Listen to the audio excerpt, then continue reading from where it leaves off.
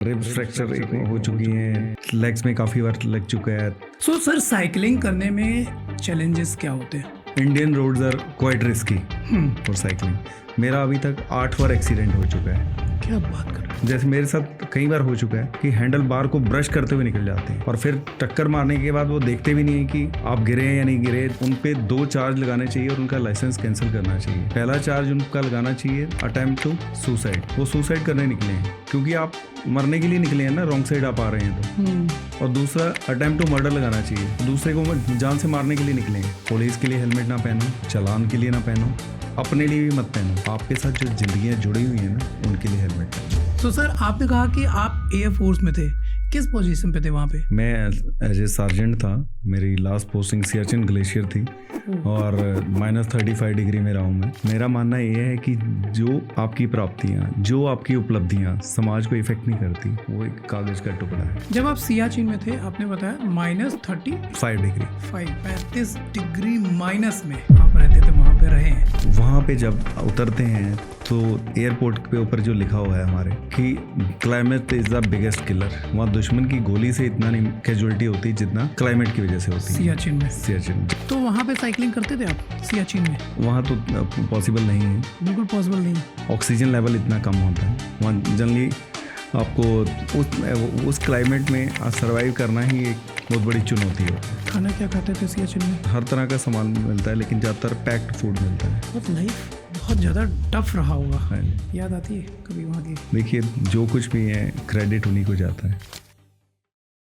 Sir जय श्री राम। जय Shri Ram sir. कैसे हैं आप? बहुत बढ़िया सर। सो मैं अपने दर्शकों को बता दूं, आज रुपेश केसरी पॉडकास्ट करने जा रहे हैं मिस्टर रुपेश के साथ। जी हाँ, रुपेश के सामने रुपेश बैठे हुए हैं और अभी ये मिल गए मुझे मार्केट में सड़क पर साइकिल चलाते हुए। मैं इनके बारे में बात आपसे करूंगा, लेकिन उससे पहले मैं बता दूं कि आज का पॉडकास्ट कैसे शुरू हुआ। ऑफिस पहुंचा, ऑफिस के नीचे ये साइकिलिंग कर रहे थे। मैंने इनको जस्ट नमस्कार किया और मैंने कहा सर इतनी गर्मी, मतलब आप देख सकते हो मैं टी शर्ट में हूँ, मैं चश्मे के साथ हूँ, गॉगल्स के साथ हूँ, और मैंने कहा तुरंत अभी चल के पॉडकास्ट करेंगे। क्यों? क्योंकि आपसे 1 साल पहले मैं मिला था और मैंने बोला था कि पॉडकास्ट करना है, लेकिन आपने मौका नहीं दिया। हाँ सर, एक्चुअली कुछ उस समय क्या पिताजी बीमार चल रहे थे और मेरे को अपना रूटीन भी करना होता था और उधर भी देखना होता था, तो दैट्स वाई। ओके। सो मैं अपने दर्शकों को बताना चाहूँगा, ये वो शख्स हैं जो 100 किलोमीटर साइकिलिंग हर दिन करते हैं। अभी इनकी एज जान के आप हैरान रह जाओगे। सबसे बड़ी बात है कि साइकिलिंग करने में लोग कहते हैं कि साइकिल करिए, वॉक करिए, आपको कोई रोग नहीं होगा, हष्ट पुष्ट रहोगे हमेशा। और ये भाई साहब जो है 100 किलोमीटर चलाते हैं। मुझे बड़ा अच्छा लगा आपसे मिलके सर। मैं बहुत कुछ आपसे जानना चाहता हूँ, आपके बदौलत इन सबको जानने का मौका देना चाहता हूँ। सो आज के पॉडकास्ट में आपका स्वागत है। Thank you sir. जय। सो सर सबसे पहले आप मुझे बताइए कि आपका डेली रूटीन कैसा है? देखिए सर, मैं सभी को एक बात कहता हूँ कि अगर आपने किसी भी चीज़ को कंटिन्यूस रखना है, कंटिन्यूटी रखनी है, तो उसको टाइम बाउंड मत कीजिए। बचपन से हम सुनते आए हैं ना, हमारे बुजुर्ग कहा करते थे जब जागो तभी सवेरा। तो मैंने ये नहीं रखा हुआ कि मैंने 4 बजे निकलना ही निकलना है। मैं कभी कभी 11, 12, इवन 1 बजे भी निकल जाता हूँ। अभी रिसेंट आपको एग्जांपल देता हूँ। 29 मार्च अभी पीछे ही गुजरी है, तो मेरे चाचा ससुर JP मेहता जी, उनकी हम गति करवाने गए थे। शनिचरी अमावस्या थी तो पेवा गति करवा के वापस आए अम्बाला। ये तो गति क्या होता है? अगर अकाल मृत्यु होती है तो गति कराना होता है हिंदू धर्म के हिसाब से। अच्छा। तो मृत्यु हुआ था 8 मार्च को, तो उनकी गति कराने के लिए आए और उन्होंने अपना एक महान दान किया है। जाते जाते भी वो पूरी ज़िंदगी भी लोगों का भला करते रहे। जाते जाते भी वो अपनी देह दान कर गए थे। उन्होंने अपनी बॉडी PGI को प्लेज की हुई थी, होल बॉडी डोनेशन कर दी थी 8 मार्च को। क्या बात है। तो फिर जब हम वापस अम्बाला आए उस समय 3:45 बज रहे थे। तो अब उस समय 100 किलोमीटर तो मैंने रोज़ करना होता है। मैंने सोचा 3:45 बज रहे हैं, अभी 100 किलोमीटर के लिए कहाँ निकलूँ। चाहे कि अगर चंडीगढ़ साइड जाऊँगा तो इस समय ऑफिस छूटने का टाइम हो जाएगा, हर जगह आपको पता है जाम मिलेगा। तो मैं कहा बेस्ट वे ये है कि माँ सरस्वती के तीर्थ से आ रहा हूँ। पेवा माँ सरस्वती का तीर्थ है और कुरुक्षेत्र में भी तीर्थ सरस्वती माँ का उद्गम स्थल कहते हैं और कृष्ण जी की कर्म भूमि है, गीता उपदेश उन्होंने वहीं दिया था। तो मैं कहा चलिए सीधा कुरुक्षेत्र ही चलते हैं। तो मैं 3:45 बजे अम्बाला से शुरू किया और 6:15 बजे मैं कुरुक्षेत्र पहुंच गया था। क्या बात है। और कुरुक्षेत्र से थोड़ा आगे उमरी है जहाँ से ब्रह्म सरोवर के लिए रास्ता जाता है, वहाँ तक जाते मैंने देखा कि 51 किलोमीटर हो गए हैं। वहाँ से फिर मैंने वापस यू टर्न लिया अम्बाला के लिए। तो रात को 9:30 बजे मैं वापस अम्बाला आ गया था अपना उस दिन का रूटीन करके। कैसे पता चलता है कि 51 किलोमीटर हो गए? एक स्ट्रावा ऐप है, जो साइकिलिस्ट हैं या जो स्ट्रावा को यूज़ करते हैं उन्हें पता है। ये ऐप आपका jogging, running, yoga, walking, cycling ये सभी रिकॉर्ड करता है। इसे ऑथेंटिकेटेड माना जाता है क्योंकि ये सैटेलाइट से कनेक्टेड है। अच्छा। और आपका नेविगेशन उसमें आता है कि जितने भी वर्चुअल कंपटीशन होते हैं, आजकल वैसे भी हम वर्चुअल वर्ल्ड में रहते हैं, कंपटीशन भी आजकल ज़्यादातर वर्चुअल होते हैं, तो उसमें इसी की राइड को ऑथेंटिकेट किया जाता है, इसी को पिक किया जाता है। ओके। सो इस तरीके के बहुत से ऐप्स होंगे? हाँ, काफ़ी हैं, लेकिन ज़्यादातर जो कंपटीशन ऑर्गेनाइज करती हैं वो ये यूज़ करते हैं। एसोसिएशन हैं, साइकिलिंग एसोसिएशन या बाहर की भी जो हैं, वो इसको रिकॉग्नाइज करते हैं। इसकी ऐप को कि में जो आपकी एक्टिविटी रिकॉर्डेड रहती है उसको ऑथेंटिकेट करते हैं। मोबाइल पे चल जाएगा? हाँ, मोबाइल पे ही चलता है। फ्री है? हाँ, फ्री है। तब तो मैं भी यूज़ करूँगा। इसमें 2 वर्जन होते हैं, मोबाइल और सब्सक्रिप्शन वाला। मैं तो ऑफ कोर्स फ्री वाला यूज़ कर रहा हूँ और मुझे लगभग 3 साल हो गए हैं, कोई प्रॉब्लम नहीं। एक काम करिएगा सर, हाँ, इस पॉडकास्ट के बाद वो लिंक मुझे दे दीजिएगा ताकि मैं अपने सारे दोस्तों को शेयर कर पाऊँ और मैं भी यूज़ कर लूँ। ये मुझे अभी जस्ट पता चला, मैं यूज़ करने वाला हूँ। हाँ जी। तो चलो एक मज़ेदार बात पता चली कि हमें कौन सा ऐप यूज़ करना चाहिए रनिंग के लिए, जॉगिंग के लिए या किसी भी एक्टिविटीज़ के लिए, राइट? वो ऑथेंटिकेटेड होता है। दूसरा उसमें रिकॉर्ड रहता है। आप पिछले 3 साल का भी रिकॉर्ड देख सकते हैं। मैं आपको अपना जो मैं आपको कह रहा हूँ कि 1,37,000 किलोमीटर चल चुका हूँ, साइकिलिंग कर चुका हूँ, तो मैं आपको दिखा सकता हूँ। दिखाएंगे, प्रूफ दिखाएंगे? हाँ, मैं आपको ये दिखाता हूँ। 1,37,000 किलोमीटर अब तक आपने साइकिल चलाई है? हाँ जी। क्या बात है, इतनी तो हमारी गाड़ी नहीं चली है। मैं आपको दिखाता हूँ। मैं बचपन से इतना मैंने घुमा नहीं है इतना। 1 मिनट। 1,37,000 किलोमीटर मतलब यहाँ से अगर हम कश्मीर से कन्याकुमारी कितना किलोमीटर होगा? लगभग 3700 किलोमीटर होता है। बस कश्मीर से कन्याकुमारी 3700 किलोमीटर। हाँ, और जबकि आपने 1,37,000 किलोमीटर साइकिलिंग कर चुके हैं। हाँ जी। ओ भाई, क्या बात है, क्या बात है। ये सर ऐप है, दिखाइए। Try again. इधर नेटवर्क इशू आ रहा है। हाँ, इधर नेटवर्क इशू है। एक काम करता हूँ, मैं इस पॉडकास्ट के बाद सभी को एक बार इसका फोटो खींच के दिखा दूंगा। यहाँ पे मैं फोटो डाल देता हूँ ताकि सबको पता चल जाए। इस ऐप में प्रूफ है कि आप कितना पैदल चल चुके हैं या कितना साइकिलिंग कर चुके हैं, आप रनिंग कितना कर चुके हैं, ये तीनों चीजें आप रिकॉर्ड कर सकते हैं। कितनी सांसें ले ली वो भी बताता है ना? वो नहीं। हार्ट रेट बताता है, हार्ट रेट बताता है। और फिर अगर पेड वर्जन आप ले लेते हैं तो उसमें कुछ फीचर्स एक्स्ट्रा दे देते हैं, लेकिन ऑनेस्टली स्पीकिंग मैं फ्री वर्जन ही यूज़ कर रहा हूँ। बढ़िया है। अच्छा, कुछ लड़के होते हैं जैसे पहले के टाइम पे, आप हंसिएगा मत, पहले के टाइम पे लड़के कहते थे कि यार उस लड़की को देख के मेरी हार्ट रेट बढ़ गई, तो वो सब भी बता देगा ये सर? ये सब नहीं बता पाएगा। ये आपकी सिर्फ साइकिलिंग करने से आप एलिवेशन पे गए, हिल एरिया में गए, तो आपका जो हार्ट रेट बढ़ा या कम हुआ वो उस हार्ट रेट को बता देगा, इस हार्ट रेट को नहीं बताएगा। बढ़िया। सो सर, साइकिलिंग करने में सबसे बड़ा चैलेंजेस क्या होते हैं? देखिए, अगर चैलेंज जिसका देखा जाए तो Indian roads are quite risky for cycling. मेरा अभी तक 8 बार एक्सीडेंट हो चुका है।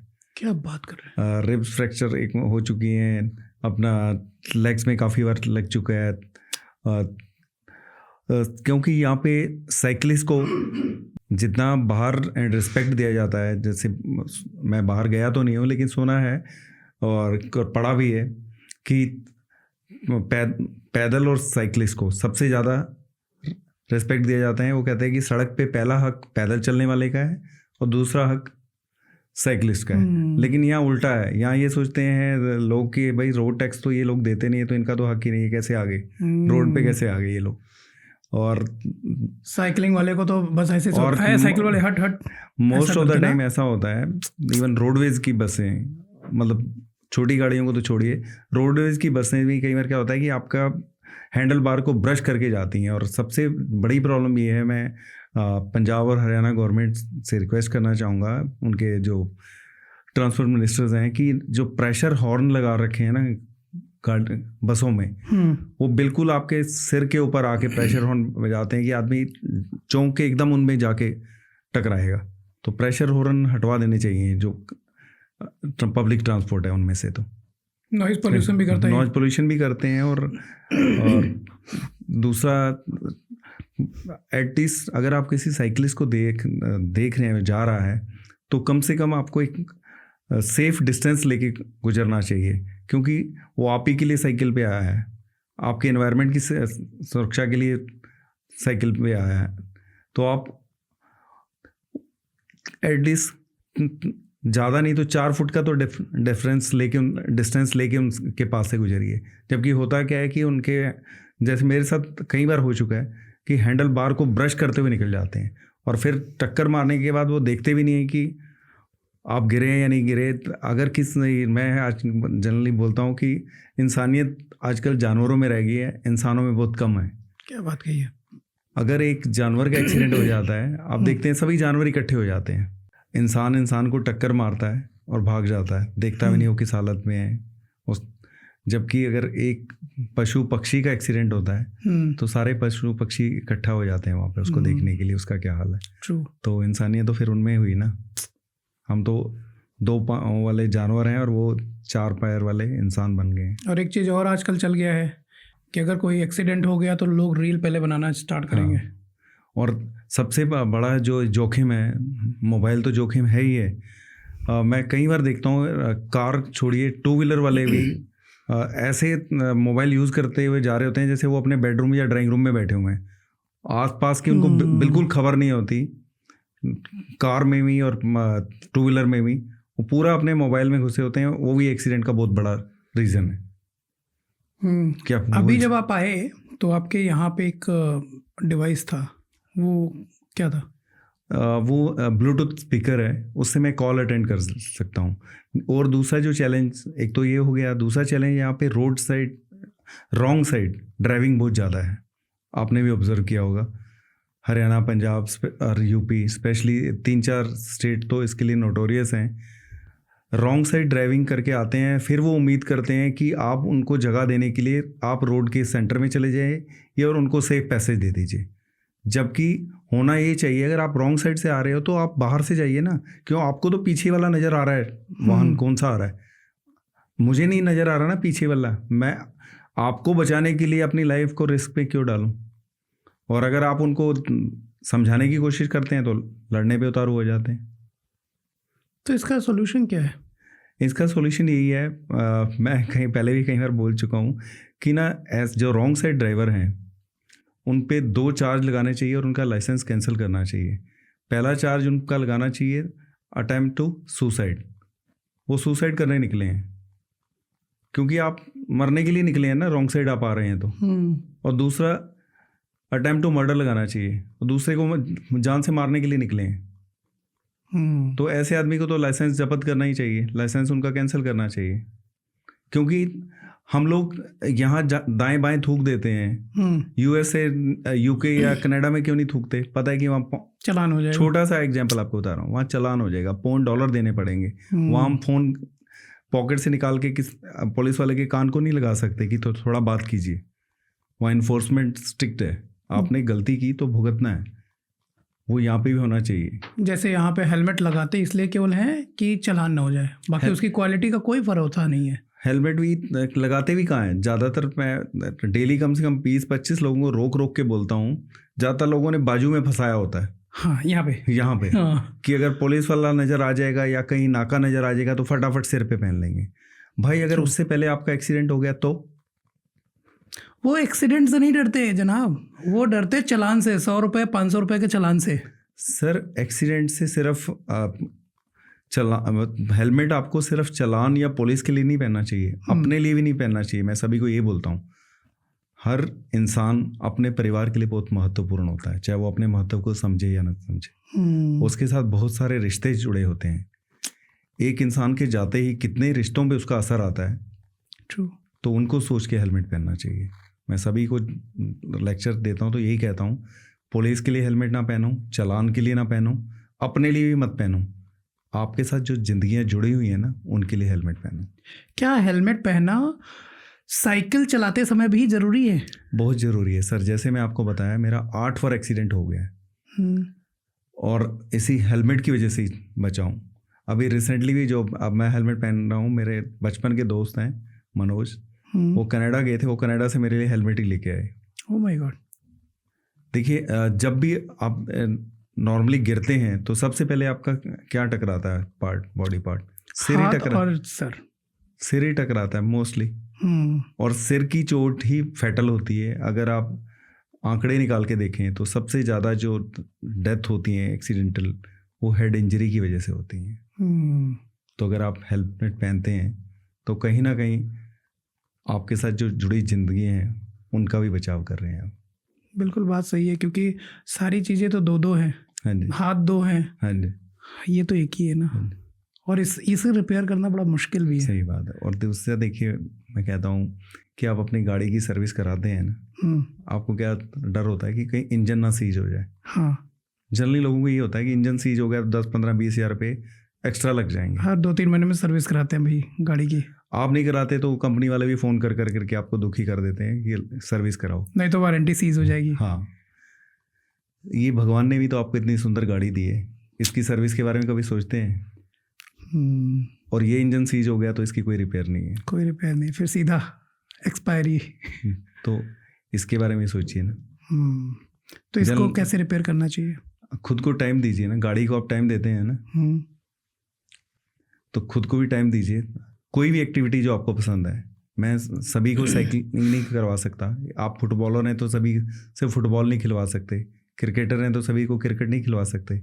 सभी का अपना अपना टेस्ट होता है ना। जो भी आपको फिजिकल एक्टिविटी पसंद है वो कीजिए।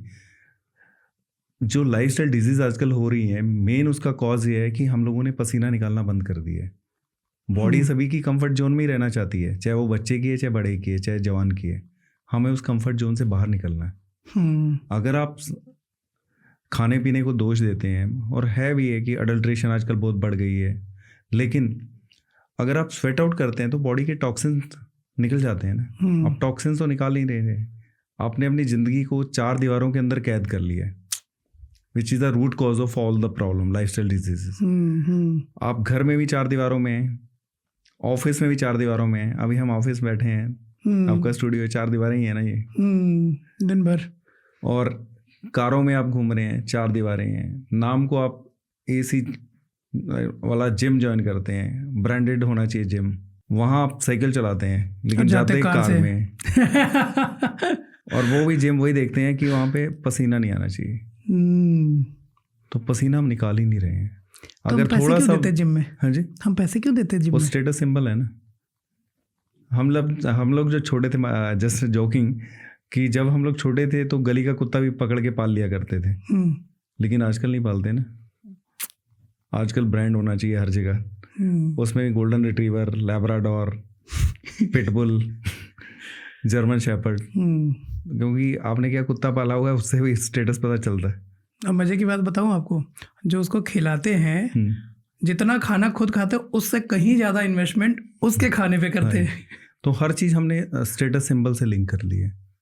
सैमसंग की तरह अपने आप को कॉम्प्लिकेटेड कर लिया है। भगवान ने तो पूरा सरल बना के भेजा है, हम सरल ले नहीं पा रहे। हम बचपन से सुना करते थे कि अंग्रेज लोग किश्तों में पैदा होते हैं और किश्तों में मर जाते हैं, EMIs मीन्स। आजकल हमारे साथ भी तो वही हो रहा है। जॉब लगते या बिजनेस थोड़ा शुरू होते, जितनी तरह के लोन हैं हम सभी उठा लेते हैं। फिर हम कहते हैं कि यार सैलरी तो एक क्रेडिट का एक नोटिफिकेशन आता है, 50 नोटिफिकेशन डेबिट के आते हैं। स्ट्रेस तो हम अपने आप बढ़ा रहे हैं ना। सही बात है। देखिए, अगर कुछ पीछे जाएं, अपने नाना दादा की तरफ देखें तो कितने बड़े बड़े परिवार हुआ करते थे। अभी तो न्यूक्लियर फैमिली का फैशन चल गया है, कहीं तो एक बच्चा भी नहीं है फैमिली में। कैरियर की तरफ वो देख रहे हैं कि फैमिली बाद में प्लान करेंगे, जबकि हमारे नाना दादा ने 8-8, 10-10 बच्चों को साइकिल ही चलाया करते थे उस समय। Cycle he mode of convenience होता था। सारे लोग साइकिल से ही जाते थे। इनफैक्ट मैं आपको बताऊं, मैंने एक पिक्चर देखा, अगर मुझे मिलेगा तो मैं इस पॉडकास्ट में लगाऊंगा। आज से मतलब 19वीं शताब्दी में एक दरोगा जी है, साइकिल से चलते, उनके साइकिल पे जो रेलिंग होती है ना, वहाँ पे गन लगी हुई है। हाँ। तो वो दिखाते कि ऐसे पहले पुलिस और ये हमारे फोर्स ऐसे साइकिल से जाते थे। और अभी देखिए चंडीगढ़ हर बात में अगर नहीं रहता है, उन्होंने भी साइकिलिंग स्क्वाड बना रखा है पुलिस का। अच्छा, हाँ जी, क्या बात है। तो मैं तो कहता हूँ कि दूसरी स्टेट्स को भी जो ओबेसिटी के शिकार हैं पुलिस वाले भाई हम लोग होंगे, उनको फिट करने के लिए अपने वहाँ साइकिलिंग स्क्वाड डालना चाहिए और गाड़ियाँ उनसे लेके तो उनको साइकिल थमा देनी चाहिए। फिट भी रहेंगे और बिल्कुल सही बात ड्यूटी की है। ड्यूटी हो जाएगी। देखिए, पॉल्यूशन भी बचेगा, पैसा भी बचेगा और हमारी एनर्जी भी बचेगी। हमारा 2 चीज़ हो जाएगा, जिम नहीं जाना पड़ेगा, साथ साथ सारा चीज़ वहीं हो जाएगा। अच्छा, मुझे एक चीज़ बताइए, मैंने सुना है कि फॉरेन कंट्रीज़ में, कुछ कंट्रीज़ में ऐसा होता है कि वो साइकिल से जाते हैं वहाँ ऑफिस। आपने सुना है इसके बारे में? काफ़ी कंट्रीज़ में सुना है, जैसे तो कई जगह तो कंपलसरी है कि कार फ्री डेज, जैसे हमारे यहाँ भी वर्ल्ड कार फ्री डे मनाया जाता है। अच्छा, कि उस दिन कार नहीं चलानी है। लेकिन हमारे यहाँ प्रॉब्लम क्या है कि हम लोग सिंबॉलिक चीज़ें ज़्यादा करते हैं, मीडिया फ्रेंडली चीज़ें ज़्यादा करते हैं, शोबाजी। तो हम वृक्षारोपण करते हैं, लेकिन कितने वृक्ष अगले साल तक सर्वाइव करते हैं? सही बात है। हर चीज़ आंकड़ों के हिसाब से हम करते हैं कि हाँ भाई, फलां डिपार्टमेंट को ऊपर से ऑर्डर आया हुआ है कि आपने 16,000 ट्री लगाने हैं, तो कुछ तो लगते हैं, कुछ पेपरों में लगते हैं, और जो लगते भी हैं उनकी देखभाल ना होने की वजह से अगले साल फिर वो नज़र नहीं आते हैं। और आपके माध्यम से एक और मैं संदेश देना चाहता हूँ अपने जो ट्रांसपोर्ट मिनिस्टर साहब हैं, गडकरी साहब, कि अभी देखिए हाईवेज़ बन रहे हैं। हाईवेज़ के लिए क्या हो रहा है? अच्छा, देश की प्रगति हो रही है। जितने टूरिस्ट अभी नज़र आते हैं वो पहले नहीं नज़र आया करते थे, आज से 10 साल पहले। इकोनॉमी को बूस्टअप मिल रहा है। इतनी मैं तो साइकिलिस्ट हूँ, हमेशा रोड पे ही रहता हूँ और देखता हूँ कि दूर दराज की स्टेट से बसों में भर भर के टूरिस्ट आ रहे हैं। कोई वेस्ट बंगाल से आ रहा है, कोई बिहार से आ रहा है, कोई मिजोरम से आ रहा है। तो कनेक्टिविटी अच्छी होने से हुआ है। इसके लिए तो काबिल तारीफ़ है हमारी सरकार। पहले सड़कों में, मतलब गड्ढों में सड़क मिला करती थी, अब सड़क पे आपको कोई गड्ढा नहीं मिलता।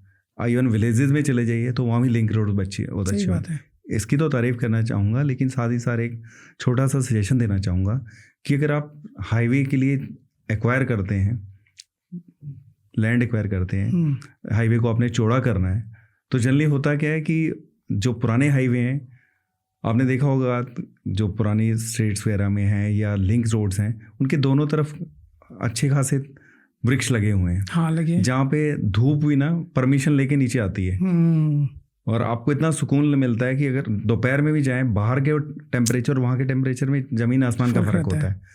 तो हम हो अभी क्या रहा है, दोनों तरफ के पेड़ उड़ा दिए जाते हैं उस हाईवे को, स्टेट हाईवे को चौड़ा करने के लिए, नेशनल हाईवे बनाने के लिए।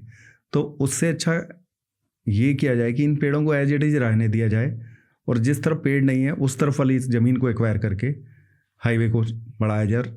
और जिसको कॉन्ट्रैक्ट देते हैं, कॉन्ट्रैक्ट में एक क्लॉज ये भी दिया जाए कि सड़क एक दिन में तो बन नहीं जाती, इसके लिए सालों लगते हैं, कि साथ ही साथ आप ग्रीन बेल्ट भी डेवलप करेंगे, ताकि जब तक ये सड़क तैयार हो 2-3 साल में वो पेड़ भी बड़े हो जाएं। मुझे एक सड़क याद आ रहा है, चंडीगढ़ में ही एलांटे के पीछे की तरफ जब जाते हैं तो ऐसा रोड दिखता है, नॉर्मल रोड दिखता है, बगल में पेड़ वगैरह है, फिर रोड दिखता है। तो मैं सोच रहा था यार ये ऐसा क्यों बनाया है, अब मुझे समझ में आ रहा है इस वजह से ऐसा बनाया गया है कि ताकि पेड़ देखिए, जैसे आप चुन्नी से मोरिंडा जाएं पंजाब में, तो ऐसी रोड्स को मैं ग्रीन कॉरिडोर बोलता हूँ। अच्छा, जिनके दोनों तरफ वृक्ष हैं। पहले चंडीगढ़ से अम्बाला भी वैसी रोड हुआ करती थी जब मैं एयरफोर्स में था, तो ऐसी सड़कें बहुत कम रह गई हैं जिन्हें ग्रीन कॉरिडोर कहा जा सके, जिनके दोनों तरफ वृक्ष हैं और वृक्ष भी ऊपर आपस में मिले हुए हैं। हाँ।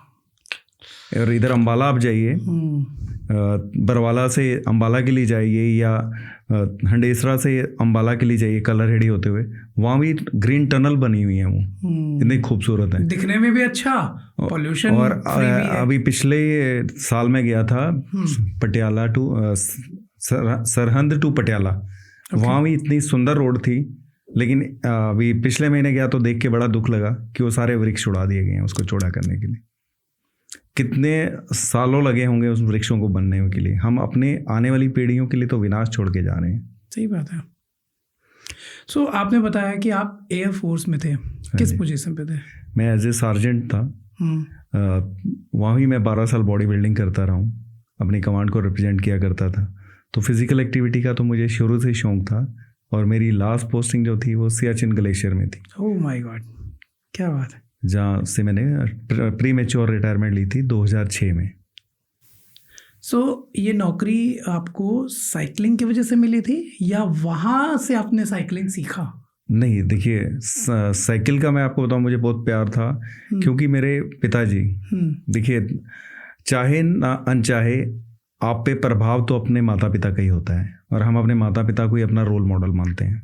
बिल्कुल सही बात है, मानना भी चाहिए। और क्योंकि मेरा मानना है कि वो लिविंग गॉड तो वो हैं, भगवान को तो हमने नहीं देखा, लेकिन इस दुनिया में लाने वाले तो वही होते हैं। सो सर, आपने कहा कि आप एयर फोर्स में थे, किस पोजीशन पे थे वहाँ पे? मैं एज ए सार्जेंट था। मेरी लास्ट पोस्टिंग सियाचिन ग्लेशियर थी, और -35 डिग्री में रहा हूँ मैं। और दूसरी बात है कि एयरफोर्स में भी मैं सुबह से शुरू से मुझे फिजिकल एक्टिविटी का बहुत वो था, इंटरेस्ट था।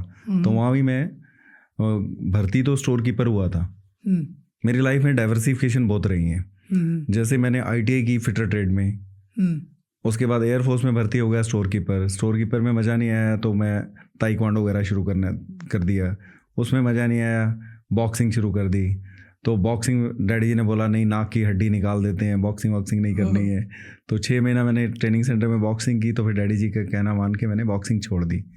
उसके बाद मैं वेट लिफ्टिंग शुरू कर दी। 1.5-2 साल वेट लिफ्टिंग करता रहा, लेकिन वेट लिफ्टिंग में मज़ा नहीं आया, तो फिर मैं बॉडी बिल्डिंग के लिए ट्रायल देने चला गया, कि उसमें अच्छा लगता है, आपको पता चलता है कि बॉडी में ग्रोथ हो रही है तो इंटरेस्ट बनता है। फिर मैं 12 साल बॉडी बिल्डिंग ही करता रहा।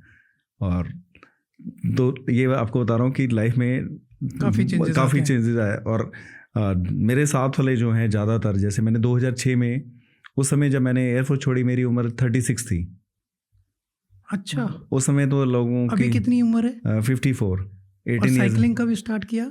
लगभग मुझे 4-5 साल हो गए, और शुरुआत तो मैंने बहुत पहले कर दी थी। 88 में जब मुझे पहली सैलरी मिली, तो जनरली होता क्या है कि सैलरी माँ बाप के ला के हाथ में धरते हैं पैसे बच्चे। हाँ। तो पिक्चरों में भी यही दिखाते हैं, करना भी चाहिए। लेकिन मैं थोड़ा इस मामले में नालायक था, क्योंकि डैडी जी साइकिल को हाथ नहीं लगाने देते थे। उन्होंने 41 साल साइकिलिंग ही की है। 41 साल साइकिलिंग? हाँ, मैं उन्हें कहा करता था कि वो सोशल वर्कर थे, उन्होंने बहुत लोगों की पेंशनें लगवानी, अडल्ट एजुकेशन में लोगों को नाम लिखना सिखाना, ये सब कामों में उनको इंटरेस्ट आता था। उनको समाज सेवा से बहुत वो था, लगाव था।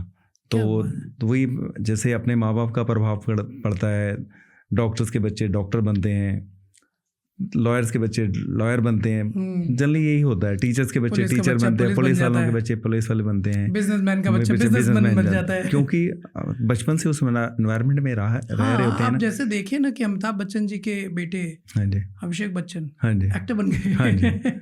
तो ये होता ही है, क्योंकि एक होता है कि आप बचपन से जिस परिवेश में पड़े होते हैं उसका प्रभाव पड़ता है। तो मैंने शुरू से देखा कि डैडी जी का रुझान सोशल वर्क की तरफ बहुत था। अच्छा, लोगों को पेंशन लेके आना, और हद से ज़्यादा ईमानदार थे। तो मम्मी बोला भी करते थे, बाहर से तो कुछ लाते नहीं है, जो घर का है वो भी लोगों पे लुटा देते हो। तो लेकिन उन्हें ये सब चीज़ें अच्छी लगती थी, और पूरी लाइफ उन्होंने साइकिल पे ही गुजारी, हर जगह साइकिल पे जाया करते थे। तो समाज सेवा और साइकिलिंग उन्हीं से मेरे को विरासत में मिली है। मैं सोचता हूँ कि समाज सेवा उन्होंने दूसरी तरीके से की, तो मैं अपने शौक के जरिए करता हूँ। आजकल जैसे हम राशन की तरह मेडिसिन लेके आ रहे हैं, हर घर में आप नाश्ता करिए ना करिए, सुबह उठ के गोली जरूर खाते हैं ज़्यादातर हाउस होल्ड में, ज़्यादातर लोगों ने, और रात को भी सोने से पहले एक गोली जरूर खानी है। हर घर का बजट हो गया, जैसे राशन का बजट होता है ना, हम अपना मेडिसिन का भी बजट है, हर अपना बजट बनाते हैं कि फलां हमने उसमें इतना पैसा खर्च करना है, इतना खर्च करना है। तो लाइकवाइज इसका फिक्स हो गया है।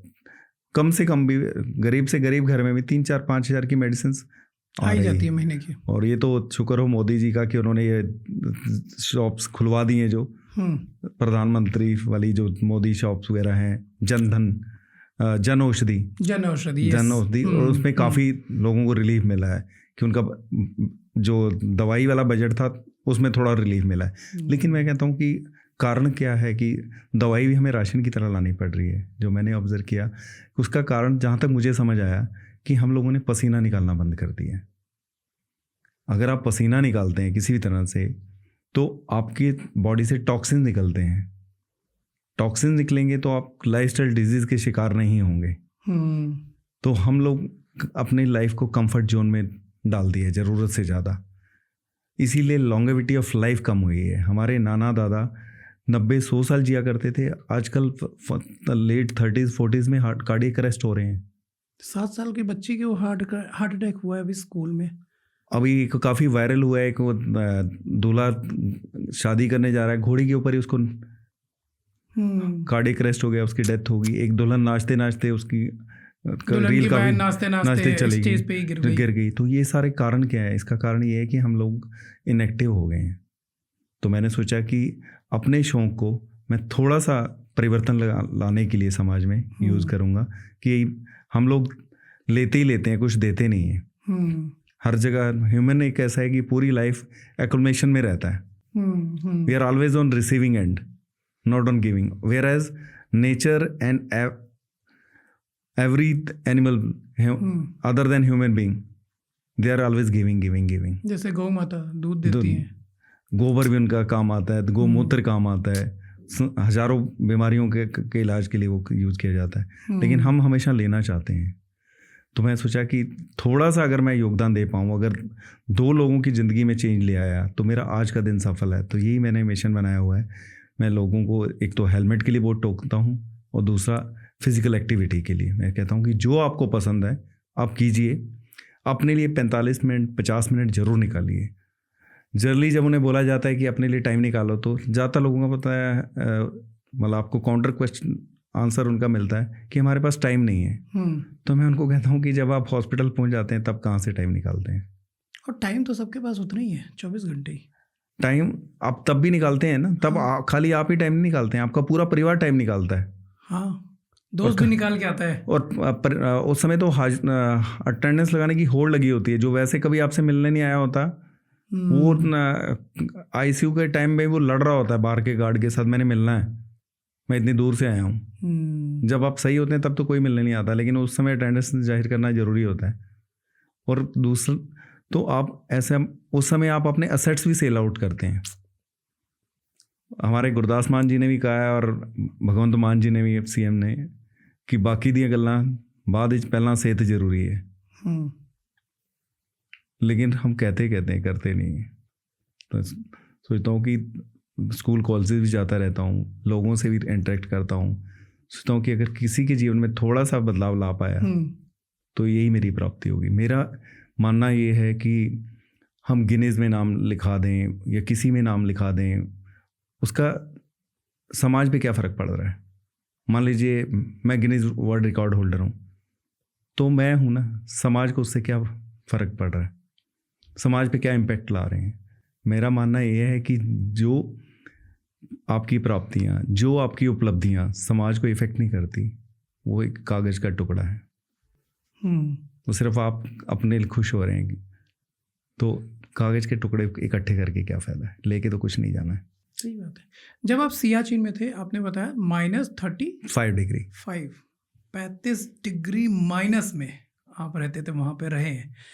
सो वहाँ के लाइफ के बारे में थोड़ा सा बताइए कि कैसा लाइफ होता है वहाँ पे? देखिए, वहाँ का जो एक तो सबसे जो फिटेस्ट होते हैं पर्सन, उनको ही वहाँ पोस्टेड किया जाता है। उससे पहले मेडिकल होता है। और वहाँ पे जब उतरते हैं तो एयरपोर्ट पे ऊपर जो लिखा हुआ है हमारे कि climate is the biggest killer. वहाँ दुश्मन की गोली से इतना नहीं कैजुअलिटी होती जितना क्लाइमेट की वजह से होती है सियाचिन। जनरली वहाँ क्या होता है कि लंग्स में हमारे जो फौजी हैं, हमें उनका शत नमन करना चाहिए, कोटि कोटि धन्यवाद देना चाहिए कि उन्हीं की बदौलत हम और आप चैन की सांस ले पा रहे हैं। और साथ ही साथ धन्यवाद हमें करना चाहिए एएमसी का, एनुअल आर्मी मेडिकल कोर का, जो सभी के स्वास्थ्य का ध्यान रख रही है। और कोइंसिडेंटली आज 3 अप्रैल है और आज उनकी 261st रेजिंग डे है, एनिवर्सरी है, 261वीं। क्या बात है। उनके लिए जो सभी का, फौजियों का और उनके परिवारों का और बाकी सभी सर्विसेज का ध्यान रखते हैं, और वो भी आपको संदेश देने के लिए साइकिल पे आते हैं। अभी इसी मंडे को कमांडेंट साहब और डिप्टी कमांडेंट और बाकी ऑफिसर्स एंड जवान, हम लोगों ने कमांड हॉस्पिटल चंडी मंदिर से MH अम्बाला 51 किलोमीटर साइकिलिंग की है। क्या बात है। लोगों को फिटनेस का संदेश देने के लिए, और ये 261st एनिवर्सरी सेलिब्रेशन के लिए, कि जब डॉक्टर्स वैसे तो आपको फिट रखते ही हैं, आपकी सेहत का ध्यान रखते ही हैं, उसके अलावा भी अपने बिजी शेड्यूल में भी आपको फिटनेस का मैसेज देने के लिए अगर वो साइकिल पे आ सकते हैं, बड़े बड़े ऑफिसर्स और मेडिकल स्टाफ, तो आपको क्या प्रॉब्लम है।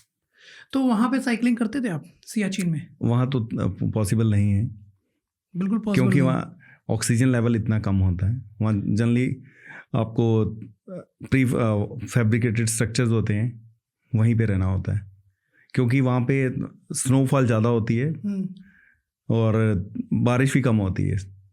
तो सियाचिन में दिन भर बारिश होती रहती है? नहीं, जैसे नॉर्मल यहाँ पे गर्मी का मौसम होता है, वो वहाँ पे सर्दी का मौसम होता है। अच्छा। हमारे तो उस क्लाइमेट में सरवाइव करना ही एक बहुत बड़ी चुनौती होता है।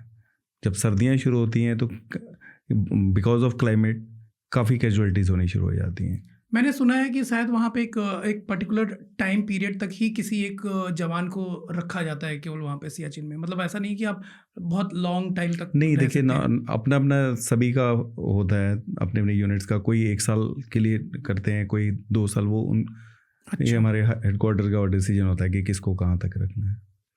सो वहाँ पे आप जाते कैसे सियाचिन? By air.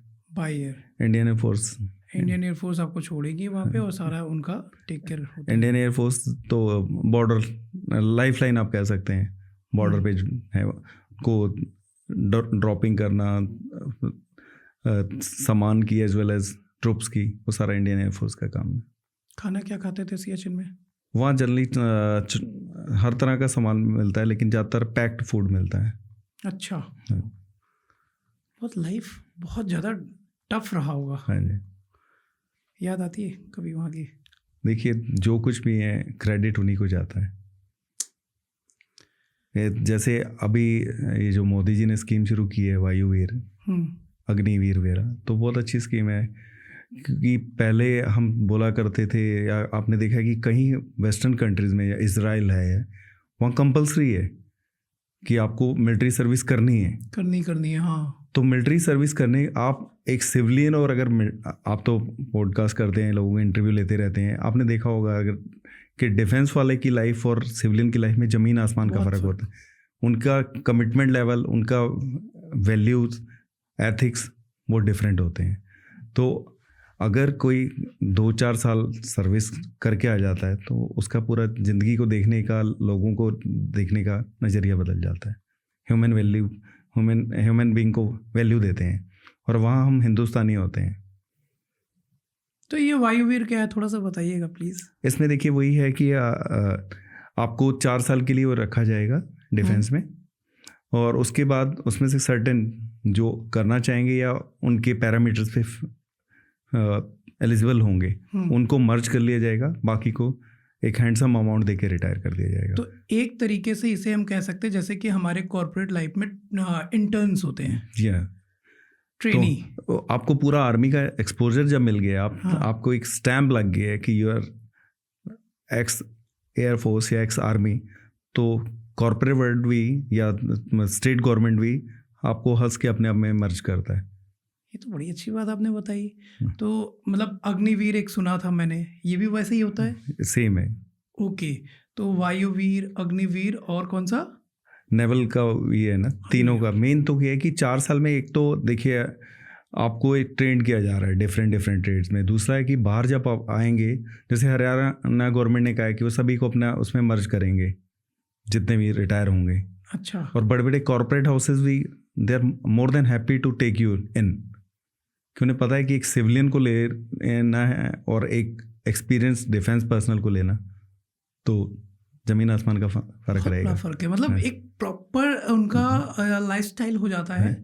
और मेरे ख्याल से ऐसे ही नहीं ले लेंगे किसी को, कोई अगर अग्निवीर में जाना चाहे, वायुवीर में जाना चाहे, तो उसको ऐसे ही नहीं ले लेंगे। उसका एक सेट ऑफ पैरामीटर्स होते होंगे जिससे वो एग्जामिनेशन क्रॉस करके जाते होंगे। Very true. और उसके बाद जब आप ट्रेनिंग करके आए हैं, आप 4 साल उस इन्वायरमेंट में रह के आए हैं, वैसे भी बोलते हैं ना जी कि 21 दिन अगर हम किसी भी एक्टिविटी को साइंटिफिकली से प्रूवन, तो हमारी लाइफस्टाइल में वो इनकॉर्पोरेट हो जाता है, हमारी आदत बन जाता है। ये तो 21 दिन नहीं, यहाँ तो 4 साल आप डिफेंस के साथ बिता के आ रहे हैं, तो आपका लाइफस्टाइल तो पूरा चेंज हो ही चुका है।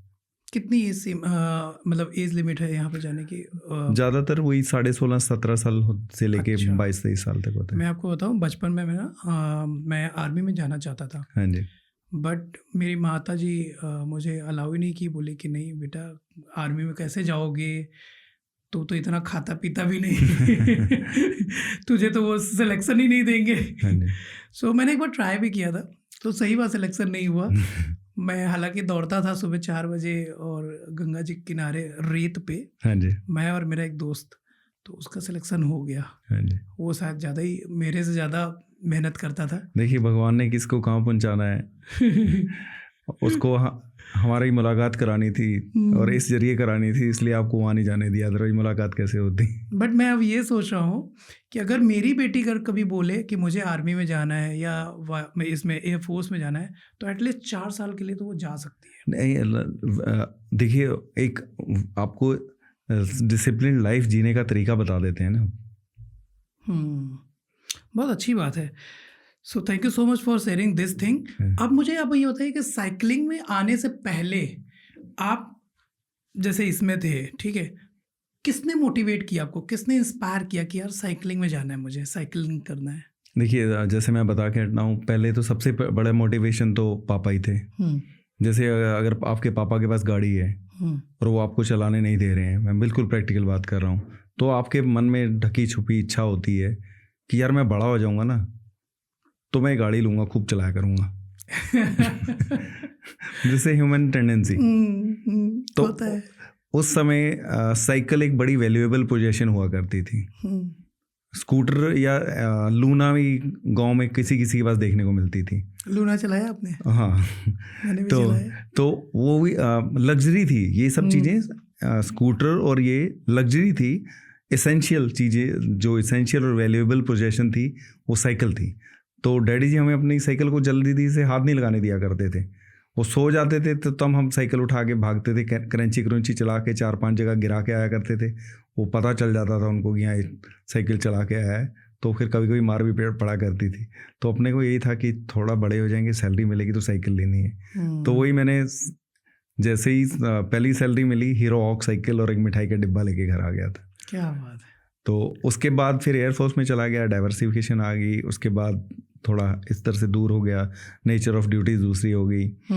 फिर कहते हैं ना कि कुछ चीज़ें एक्सीडेंटली आपको जहाँ आपने पहुँचना होता है वहाँ ले जाती हैं। बिल्कुल सही बात है। एयरफोर्स छोड़ने के बाद मेरे को काफ़ी लोगों ने बोला जॉब ज्वाइन कर लो, क्यों रीसेटलमेंट डिफेंस पर्सनल के लिए काफ़ी इजी होता है। और मोस्टली बैंक्स में आप देखेंगे आपको काफ़ी एयरफोर्स आर्मी पर्सनल मिलेंगे, नेवी पर्सनल मिलेंगे, या पुलिस में, पैरामिलिट्री फोर्सेस में। लेकिन मैं कहा नहीं यार, मैं तो बॉडी बिल्डिंग कर रहे थे, मैं 10 to 5 वाली जॉब नहीं कर सकता यार, मेरे बस की बात नहीं है। और एक तो बॉडी बिल्डर का आपको पता है टेम्परामेंट दूसरा होता है, किसी से ज़्यादा सुन नहीं सकते हैं। थोड़ा होता है ना, मेरी बॉडी है, मैं किसी से नहीं, गलत चीज़ बर्दाश्त नहीं होता, गलत चीज़ बर्दाश्त नहीं होती। दुनिया में ज़्यादातर चीज़ें गलत हो रही है। और तो फिर मैं, तो एक फ्रेंड था, वो कहता यार इंश्योरेंस सेक्टर कर लो, तुम अपना बॉस खुद रहोगे। पहले तो मैं नहीं माना, मैं कहा नहीं यार, इंश्योरेंस में और बैंक में बहुत झूठ झाट बोलते हैं सारे नहीं बोलते, लेकिन मोस्टली। देखिए बात ये है कि हर काम बहुत शिद्दत से अगर आप करेंगे तो बहुत अच्छा चीज़ है, बहुत मज़ा आता है। हाँ जी। लेकिन जब आप अपनी केवल फ़ायदे की बात सोचने लगते हैं तो फिर गलत काम होने लगता है अपने आप। देखिए, अगर आप कभी भी किसी भी प्रोफेशन में, हम किसी प्रोफेशन का नाम लिए बिना बात कर रहे हैं, अगर आप दूसरे का भला सोचेंगे तो एक तो आप ऊंचाइयां छुएंगे, और दूसरा लोग आपको ढूंढेंगे। बिल्कुल सही बात है जी। तो सेम वे दोस्त के कहने पे मैंने इंश्योरेंस सेक्टर ज्वाइन कर लिया। अभी मैं बाय प्रोफेशन इंश्योरेंस एडवाइजर ही हूँ। LIC और स्टार हेल्थ वगैरह को देखता हूँ। और लोगों को मेरे से शिकायत क्या रहती है कि यार एजेंट हमारे पीछे रहते हैं कि बीमा करा लो, और हम तेरे पीछे रहते हैं, तू टाइम ही नहीं देता है। क्योंकि कम साइकिलिंग चला रहे हैं आप तो साइकिलिंग कर साथ में मैं क्या है कि जो भी नेगेटिव चीज़ें होती हैं मैं बिलीव करता हूँ कि बजाय अगर आप मेरे पे यकीन कर रहे हैं तो मुझे जो भी नेगेटिव है सेल क्लोज करने का मुझे टेंशन नहीं होनी चाहिए। नेगेटिव्स मुझे आपको पहले बता देने चाहिए। आप मेरे पे विश्वास करके आपने मुझे अपने घर बुलाया ना, अपने पोर्टफोलियो को मैनेज करने की जिम्मेवारी आप मुझे दे रहे हैं। आप एक तरह से इनडायरेक्ट वे में अपने परिवार का भविष्य आप मेरे भरोसे प्लान कर रहे हैं, तो मैं अपने वेस्टेड इंटरेस्ट लेके आपको क्यों प्लानिंग बताऊं। सही बात है। और सच ही होता है। उसके लिए सबसे बड़ी बात है कि आपको याददाश्त रखने की जरूरत नहीं होती। एक बार भी वही बात निकलेगी, 10 साल बाद भी वही बात निकलेगी। तो और जनरली लोग क्या करते हैं, शॉर्टकट अपनाना चाहते हैं। किसी भी प्रोफेशन में देख लीजिए, आप इधर तक पहुंचे हैं, आपके चैनल का नाम है, तो उसके पीछे कितनी मेहनत आपने की है वो आप ही को पता है। सर आपके टी शर्ट में ना कुछ चीज़ें लिखी हुई है, मैं देख सकता हूँ, जैसे अयोध्या लिखा है, जीरकपुर लिखा हुआ है, पंजाबी में कुछ लिखा हुआ है, बताइए ज़रा ये क्या है। सर एक्चुअली मैं पिछले साल वर्ल्ड एनवायरनमेंट डे पे साइकिलिंग तो साथ करते ही हूँ, साथ में जो मुद्दे दूसरे होते हैं उसको भी उजागर करने का प्रयास करता रहता हूँ। जैसे तो वर्ल्ड एनवायरनमेंट डे पे मैं ये संदेश लेके जीरकपुर से अयोध्या जी गया था। अयोध्या आप साइकिल से गए हो? राइट, अयोध्या जी लिखा हुआ है। अयोध्या जी साइकिल से गया। अकेले गए थे? राम जी साथ थे, बाकी तो अकेला ही गया था। क्या बात है, राम जी तो हमेशा साथ ही हैं। सो मुझे एक चीज़ बताइए सर, चलो अयोध्या जी गए तो ये सड़क से गए, कभी पहाड़ों पे आप गए हैं साइकिल से? हाँ जी, कसौली मोरनी में जाता रहता हूँ। देखिए अगर आपको अपना स्टेमिना बिल्डअप करना है ना, प्लेन में आपका स्टेमिना बिल्डअप नहीं हो पाता। मेरे गुरु हैं गौतम लाल जी, जिनको मैं अपना गुरु मानता हूँ। वो बताते हैं कि आपको अगर अपना स्टेमिना बिल्डअप करना है तो आपको एलिवेशन करनी है, स्पीड तभी आ पाती है। अच्छा। मसल आपके जैसे जिम में जाने से आपके मसल डेवलप होते हैं, सेम आप जब एलिवेशन मारते हैं तब आपके थाइज मसल और साइकिलिंग के लिए जो रिक्वायर्ड मसल है, स्टेमिना एंड्योरेंस है, वो बनती है। तो हम SR के लिए भी उन्होंने मुझे मोटिवेट किया था और हमेशा करते हैं। और वो ओपन हैंड की तरह हैं, जैसे सिटी ब्यूटीफुल का ओपन हैंड है ना, वो तो सभी को, मेरे को क्या, सभी को, साइकिलिस्ट को बहुत मोटिवेट करते हैं। तो पहाड़ों पे जाना इसलिए ज़रूरी होता है कि आपका स्टेमिना बनता है, स्पीड आती है। तो पहाड़ों पे जाने में अकेले डर नहीं लगता? कभी कभी जानवर आ जाते हैं, रात बिरात आप जाते हैं, दिन में जाते हैं, कब जाते हैं? देखिए मेरा मानना ये है, पहली बात तो मैं डिफेंस से हूँ, तो मरने का तो खौफ है नहीं है। दूसरा, गीता बहुत पढ़ी थी। मेरी सिस्टर की डेथ हो गई थी 88 में, तो उस समय डिप्रेशन सॉर्ट ऑफ फेज था मेरी लाइफ के लिए। तो मुझे किसी ने गीता सजेस्ट की थी, और गीता आपको पता है महाग्रंथ है, सभी ग्रंथों का बेसिस उसी में है। काफ़ी अभी तो बिजनेस स्कूल भी उसको फॉलो करते हैं, कॉर्पोरेट हाउसेस फॉलो करते हैं। तो उसमें भी यही बोला गया है कि मरना तो हमने एक ही बार है, और किश्तों में क्यों मरना, एक ही बार मरेंगे। अगर कुछ होना है तो यहाँ बैठे बैठे भी हो सकता है। अब थाईलैंड में आपने देखा ही है ना, भूकंप आया, लोग घरों के अंदर ही बैठे थे, चले गए। तो हम लोगों को डेली जाता देखते हैं, लेकिन जीना तो नहीं छोड़ सकते ना। तो सेम वे है कि जो आपका पैशन है उसको नहीं छोड़ना चाहिए। मैंने एक्चुअली इसलिए ये पूछा, अभी 2 दिन पहले मैं मोरनी गया था। हाँ जी। मोरनी हिल्स पंचकुला में है, आपको पता है। सुबह के 5 बजे मैं निकल गया था। हाँ जी। 5:30 बजे मैं मोरनी में था, और मोरनी से ऊपर पहाड़ की तरफ से एक लड़की आ रही थी साइकिलिंग करके। हाँ जी। और जैसे आपने ड्रेसअप किया है वैसे वो की हुई थी। सो मैंने उनको रोका, और उनके साइकिल पे सब कुछ था, मतलब बिस्तर उस्तर सब कुछ था। मेरे से वो पूछ रही थी पंचकुला किधर जाना है। मैंने कहा इधर से ही जाना है। तो मैंने बोला कि आप क्या करते हो? तो बोले साइकिलिंग, यहाँ पे कल रेस था तो इसलिए आई थी। तो मैंने उनसे पूछा, हमने कहा हाईएस्ट अभी तक कहाँ आपने साइकिलिंग की है? तो उन्होंने कहा साउथ अफ्रीका। मैं इंडिया से साउथ अफ्रीका साइकिल से गई हूँ। अमेजिंग बात। फिर उसके बाद मैंने बोला कि इधर से आप आ रहे हो, ये बहुत बड़ी बात है, क्योंकि मोरनी में रात में मना किया जाता है जाने से। और जिस समय मैं गया था उसी समय 2 हिरन और कई बंदर, कई खूंखार कुत्ते, बहुत अजीब ढंग के कुत्ते होते उधर की तरफ। तो मैं ये सोच रहा था, एक लड़की होके उसके चेहरे पे कहीं से भी कोई डर नहीं दिख रहा था, और वो मोरनी की तरफ से आ रही, पहाड़ों की तरफ से, सुबह के 4:30 बजे 5 बजे निकली होगी, साउथ अफ्रीका में साइकिलिंग करके गई। मतलब मुझे लगता है कि साइकिलिंग से आप मेंटली और फिजिकली दोनों तरीके से फिट हो जाते हैं। मैं आपको अपने पिताजी का उदाहरण देता हूँ हम्म कि मेंटली एंड फिजिकल एंड्योरेंस का प्रैक्टिकली। हम्म मेरे पिताजी जब 8 साल के थे तो मेरे दादाजी का देहांत हो गया था। ओ, मेरी सिस्टर 15 साल की थी तब उसका देहांत हो गया था। मेरे मम्मी 53 ईयर्स के थे तब उनका देहांत हो गया था। ये तो हो गया इमोशनली सेटबैक जो मेरे फादर साहब ने सहे।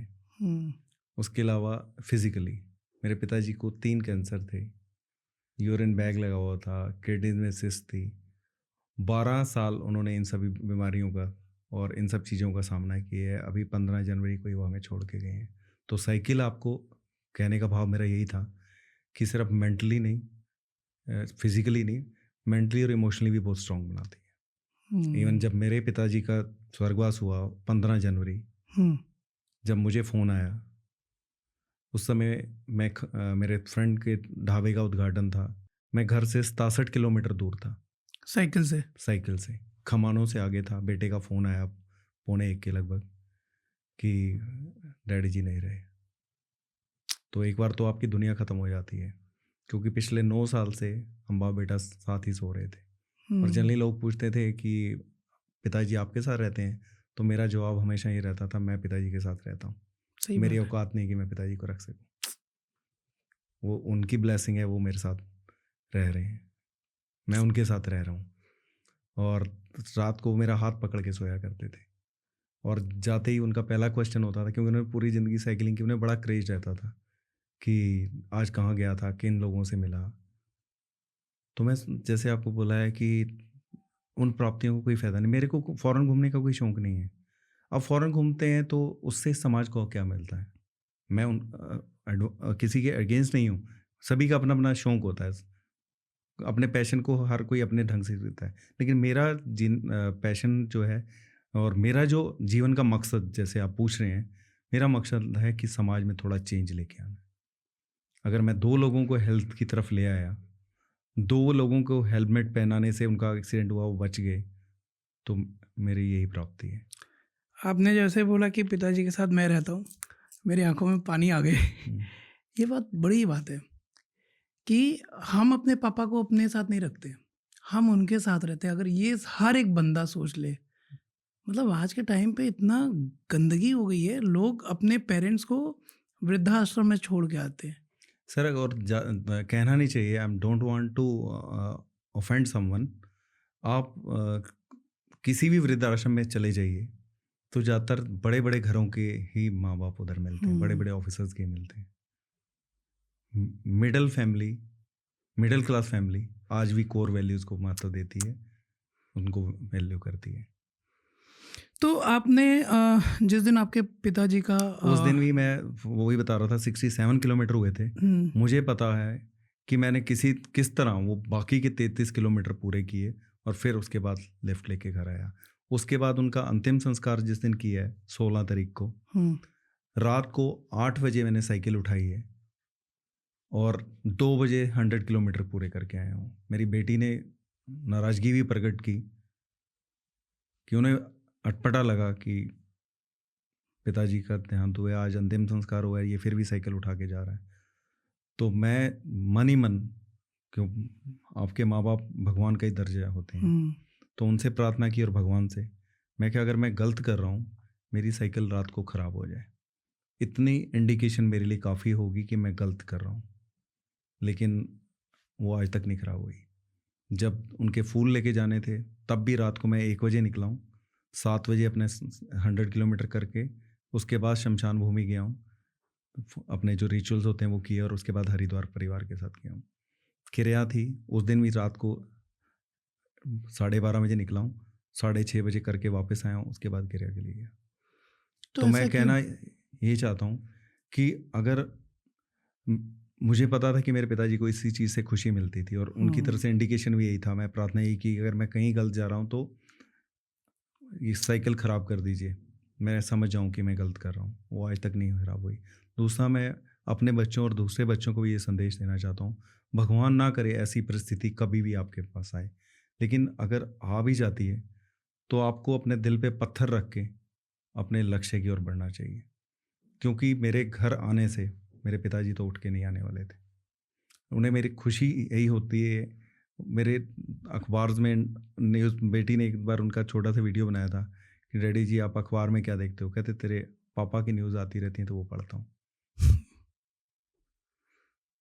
तो आप अच्छे काम कीजिए जिससे आपके माता पिता को खुशी मिले। आपने ज़िंदगी में जो लक्ष्य निर्धारित कर दिया उससे पीछे ना हटें।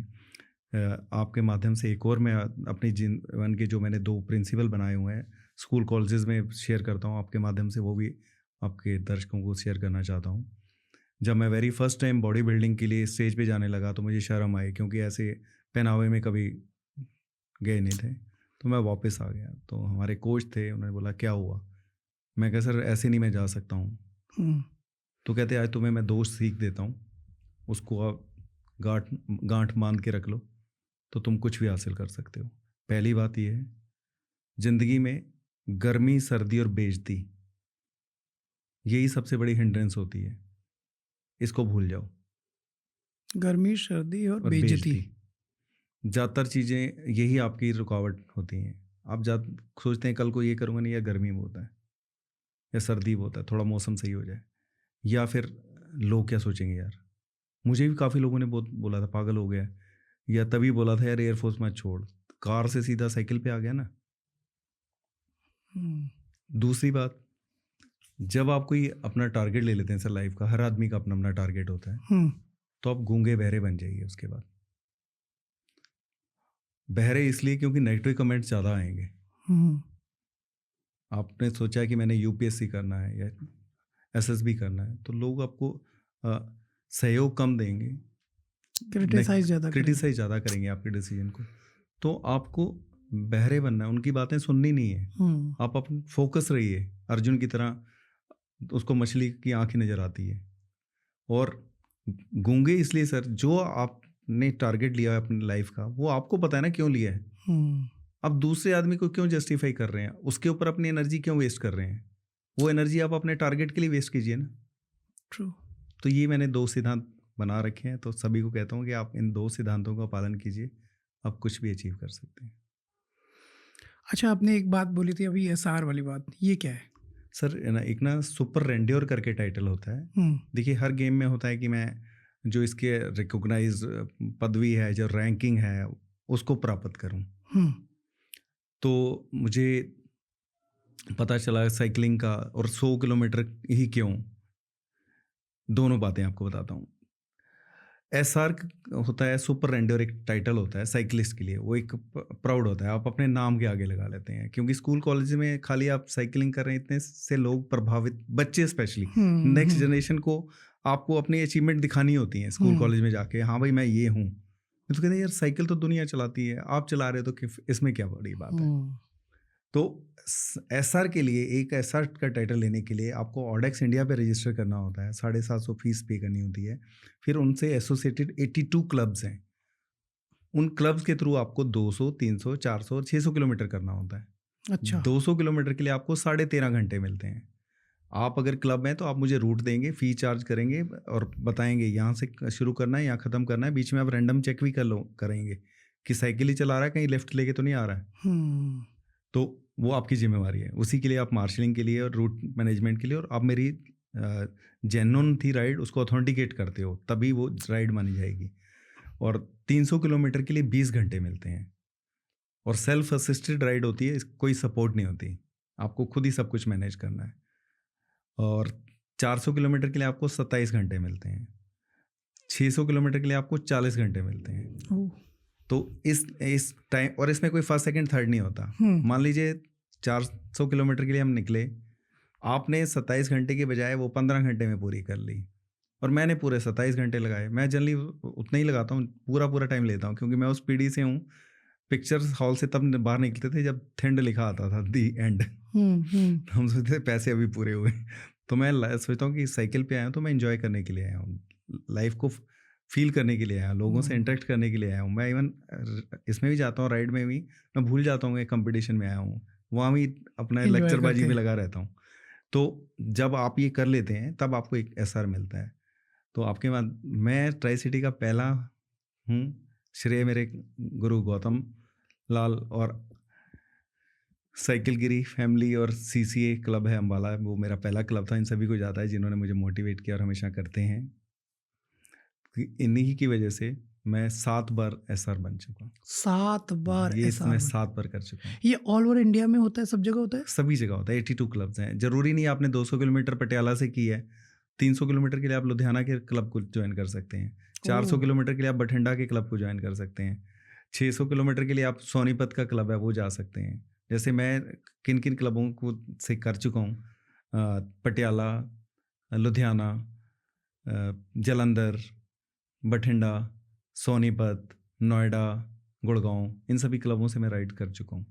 ओके। तो तब आपको एक SR के लिए आपको एक सेट 200, 300, 400, 600 का करना होता है। तो ये मैं 7 बार कर चुका हूँ।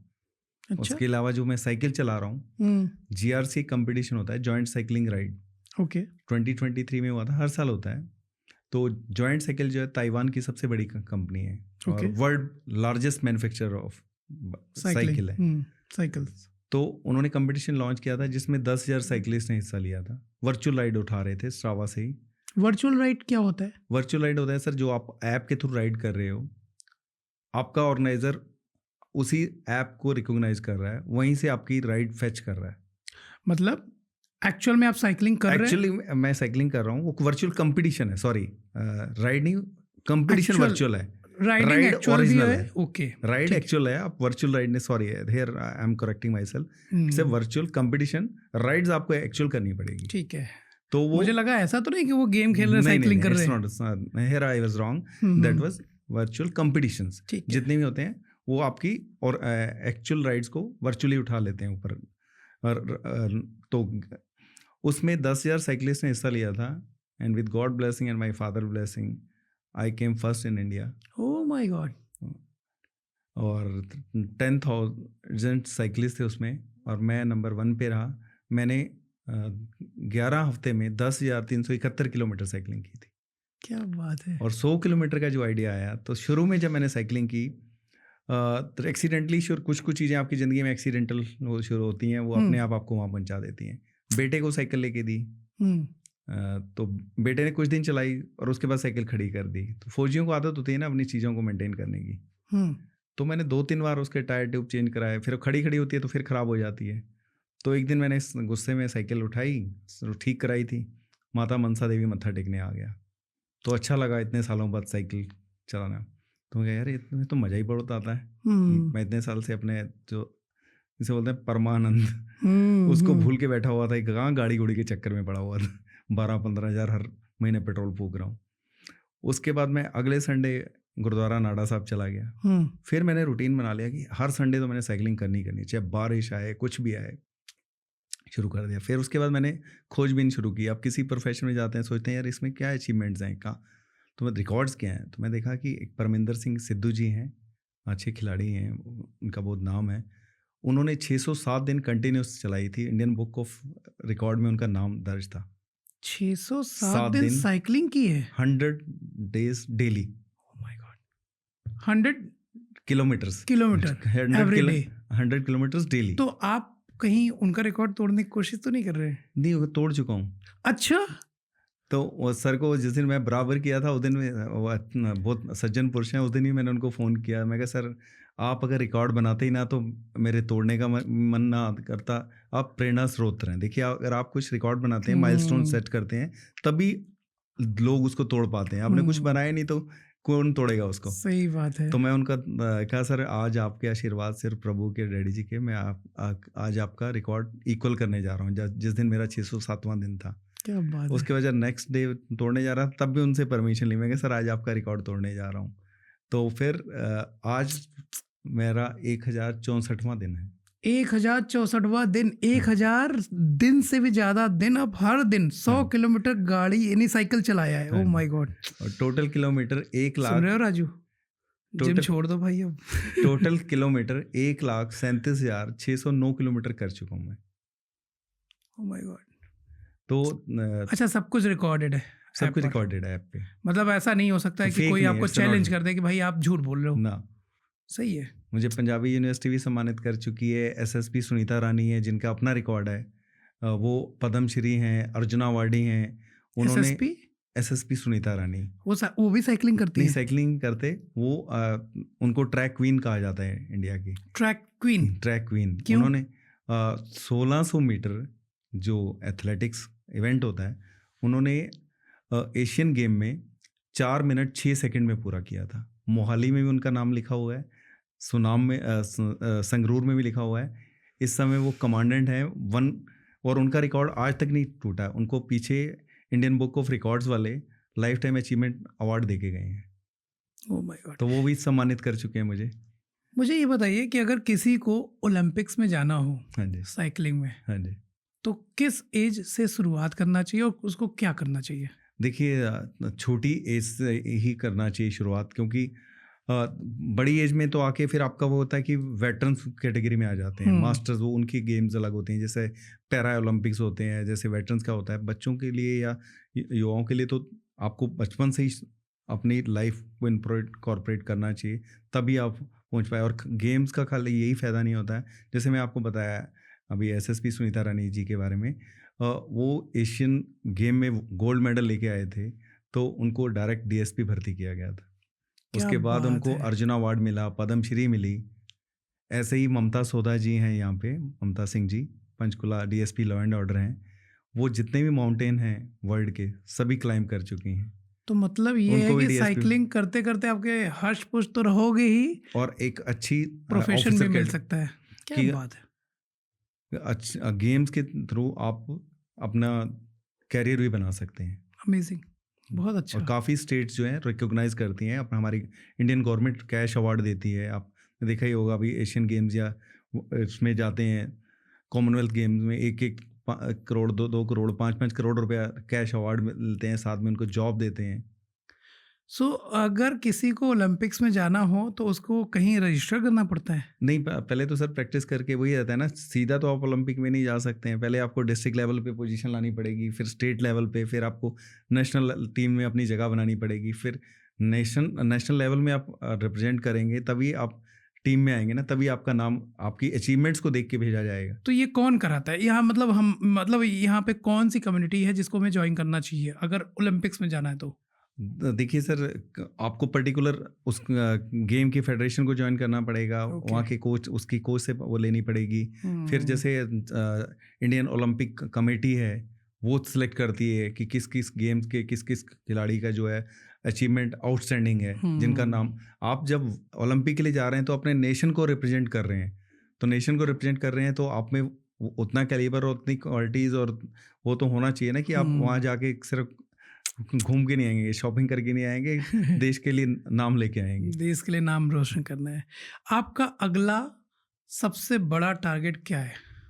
देखिए, मैं अब रिकॉर्ड बनाने का तो मेरी इच्छा बिल्कुल नहीं है। शुरू में थी 50-60 राइड्स जब मैंने की थी, उसके बाद वो डिफेंस का होने के बाद मेरा माइंडसेट चेंज हुआ। मैंने सोचा कि रिकॉर्ड बना के हम समाज को कुछ नहीं देते हैं, सिर्फ खुद की तसल्ली के लिए करते हैं। वो तो वैसे भी कर रहे थे, अपने प्रोफेशन में भी कर रहे थे। तो अगर समाज सेवा आप करना चाहते हैं तो फिर अपना नाम क्यों? वो नाम तो आप अच्छा काम कीजिए तो नाम तो अपने आप हो जाता है। तो अभी आप दूसरों की हेल्प करना चाहते हैं? तो मैं यही चाहता हूँ कि लोगों को एक अच्छे लाइफस्टाइल की तरफ प्रोत्साहित करूँ, और जो ट्रैफिक वायलेशन करते हैं उनको समझाने का प्रयास करता हूँ, विदाउट हेलमेट वालों को समझाने का प्रयास करता हूँ। तो अभी मेरा जीवन का लक्ष्य यही है कि लोगों को हेल्थ कॉन्शियस करना है और लॉ अबाइडिंग सिटीजन बनाना। जाते जाते मुझे ये बताइए कि सही डाइट और न्यूट्रिशंस क्या लेने चाहिए किसी को भी हेल्दी रहने के लिए? देखिए, हेल्दी रहने के लिए तो सबसे पहले देखिए, हमारे जो फोर फादर थे वो क्यों हेल्दी रहते थे कि हम लोग डिपेंडेंट नहीं थे बाहर के फूड पे। बड़े बड़े पहलवान हुए जिन्होंने सिर्फ अपना घी बादाम खा के बड़ी बड़ी कुश्तियाँ जीती हैं और बड़े बड़े अचीवमेंट्स लिए हैं, और बड़े बड़े खिलाड़ियों ने भी सिर्फ होम फूड से किया है या देसी उससे। देसी से बढ़िया कोई चीज़ नहीं होती है।